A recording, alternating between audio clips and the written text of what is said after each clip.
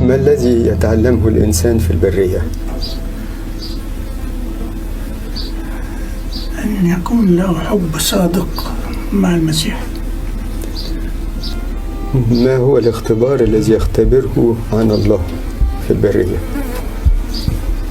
هو اختبار الصداقة الشخصية الحميمة بالرب يسوع نفسه. هو إحساس داخلي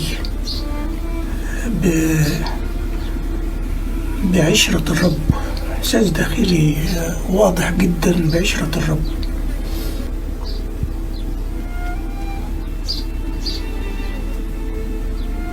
Merci.